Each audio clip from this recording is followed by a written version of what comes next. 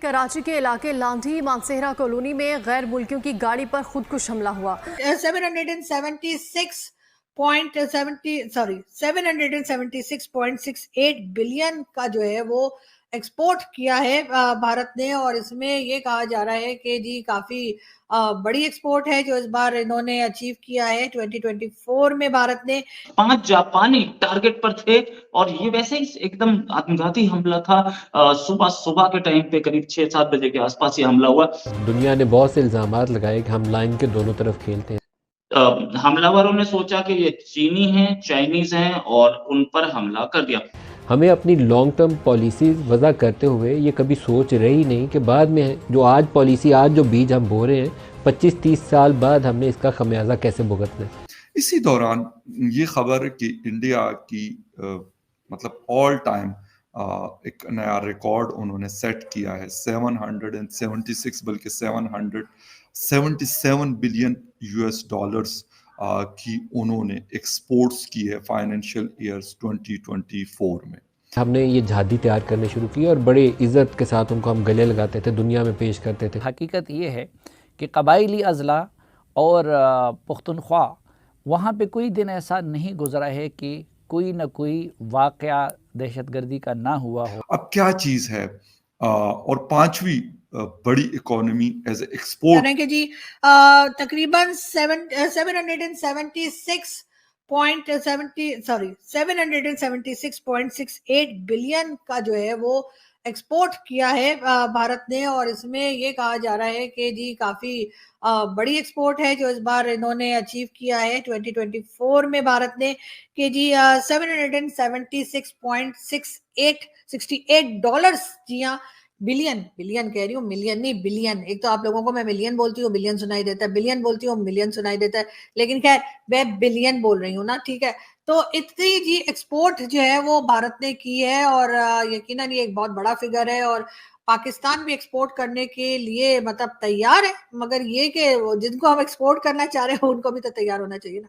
कोई बात नहीं, तो होता है। लेकिन हाँ, ये जरूर है कि पाकिस्तान को भी अपनी इंपोर्ट एक्सपोर्ट के ऊपर काम करना चाहिए ताकि हम आईएमएफ से निकल सके, आईएमएफ के शिकंजे से निकल सके, आईएमएफ के प्रॉब्लम से निकल सके, जो बार बार जाकर हमें आईएमएफ हो, चाहे वर्ल्ड बैंक हो, चाहे सऊदी अरब हो, किसी से फंड मांगने पड़ते हैं, वो ना करने पड़े और पाकिस्तान भी एक नॉर्मल कंट्री की तरह अपनी कंट्री चलाने के लिए अपने खुद यहाँ पे जो चीजें बनती हैं उसको एक्सपोर्ट करने की कोशिश जरूर करनी चाहिए, बढ़ाने की कोशिश करनी चाहिए, ये कहना चाहिए। खैर एक्सपोर्ट तो अभी भी करते हैं, लेकिन उस एक्सपोर्ट को बढ़ाने की जरूरत है।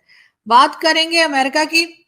अमेरिका का कहना यह है कि जी किसी भी मुल्क को दहशतगर्दी का शिकार नहीं होना चाहिए। जी हाँ, ये अमेरिका का स्टेटमेंट बकौल पाकिस्तानियों के उसने हमारे लिए दिया है। जी हाँ, और पाकिस्तान खुद भी क्योंकि कहता रहा है कि जी हमने दहशतगर्दी की जंग लड़ी है, दहशतगर्दी का शिकार भी हम ही हुए हैं, दहशतगर्दी में शिकार भी हम ही ने किया था, मतलब ये कि मैं ही शिकारी, मैं ही शिकार, मैं ही सब कुछ। तो अब अमेरिका ने जी स्टेटमेंट दिया है कि पाकिस्तान के साथ है, जो पाकिस्तान ने दहशतगर्दी की जंग लड़ी है। वो मेरे साथी हैं, मेरे बड़े अच्छे दोस्त हैं, हमेशा वो कहते हैं पाकिस्तान ने दहशतगर्दी की जंग लड़ी है, जो मैं नहीं मानती मगर वो मानते हैं। वैसे लास्ट टाइम मैंने उनके साथ शो किया था 1-2 दिन पहले, तो मुझे हैरत है कि वहां पे उन्होंने ये अपना बड़ा ही फेवरेट डायलॉग क्यों नहीं बोला मेरे साथ कि हमने दहशतगर्दी की जंग लड़ी है। मैं पूरा टाइम इंतजार करती, लेकिन वो बगैर बोले ही चले गए। कोई बात नहीं।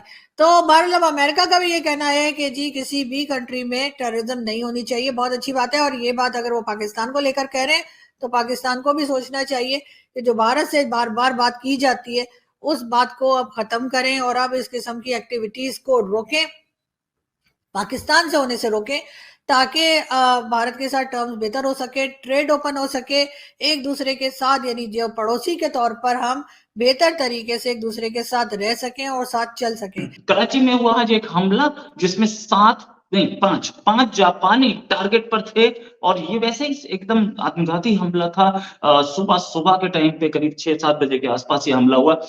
जापानी अपने जहां पे वो ठहरते थे, जहां वो रह रहे थे, वहां से और जा रहे थे वहां पर जहां पर वो काम करते थे। हमलावरों ने सोचा कि ये चीनी हैं, चाइनीज हैं और उन पर हमला कर दिया। खैर ये जापानी टारगेट थे, ऐसा कोई इंफॉर्मेशन नहीं है कि ये जापानी ही टारगेट पे थे।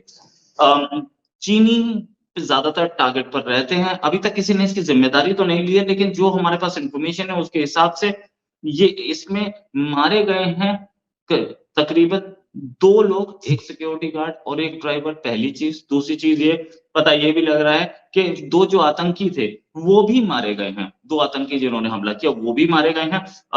एक हाई लेवल इंक्वायरी ऑर्डर कर दी गई है, लेकिन इसके बाद जो होना है वो बहुत डेंजरस चीज है। वो ये कि एक बार फिर चाइना पाकिस्तान को कॉलर से पकड़ लेगा कि ये क्या हुआ।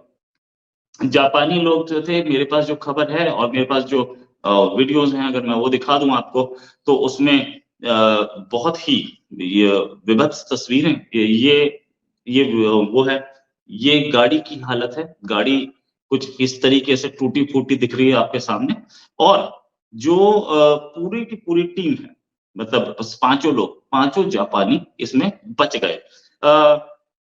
ये बताया जा रहा है कि ये जो हमला था ये आत्मघाती हमला था, और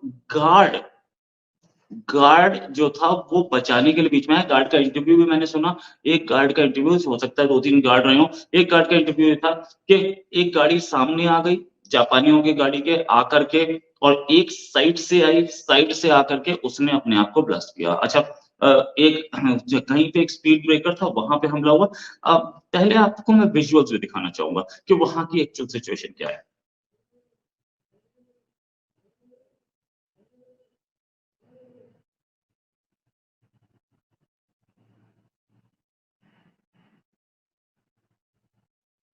दोस्तों मुझे उम्मीद है कि ये वीडियो आपको पसंद आया होगा। वीडियो पसंद आया तो प्लीज़ हमारे यूट्यूब चैनल सोच टाइम्स को जरूर सब्सक्राइब करें। अगर फेसबुक पे देख रहे हैं तो पेज को भी जरूर फॉलो करें।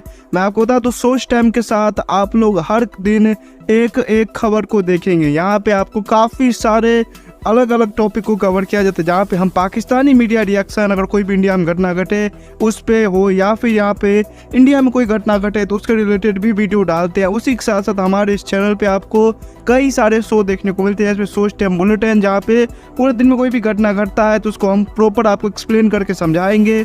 और उसी के साथ साथ मैं आपको बता दूँ, आपको यहाँ पे सोच टाइम शो देखने को मिलता है जो कि रोज़ आपको शाम को देखने को मिलेगा। उसी के साथ साथ आपको कई सारे जैसे हिस्टोरिकल टॉपिक हो, या फिर हो यहाँ पे डेली का सैटरडे लेट नाइट शो, जहाँ पे सोशल मीडिया पे चलने वाले कोई भी ट्रेंडिंग टॉपिक के बारे में बात करेंगे। ये काफ़ी ज़्यादा हमारा जो चैनल है वाइब्रेंट होने वाला है, काफ़ी बेहतरीन आपके लिए ऑप्शन होगा। तो हमारे चैनल को एक बार जरूर विजिट करेगा। आप ये वीडियो यहाँ तक देख रहे हैं, एक बार जरूर सोच टाइम को विजिट करें और सब्सक्राइब करें। इस चैनल को आप सब्सक्राइब करने के बाद मेरे हिसाब से और किसी भी चैनल को आपको सब्सक्राइब करने की जरूरत नहीं है, क्योंकि यहाँ पे आपको हर एक टॉपिक के रिलेटेड वीडियो देखने को मिल जाएगा। तो प्लीज़ सोच टाइम्स को जरूर सब्सक्राइब करें।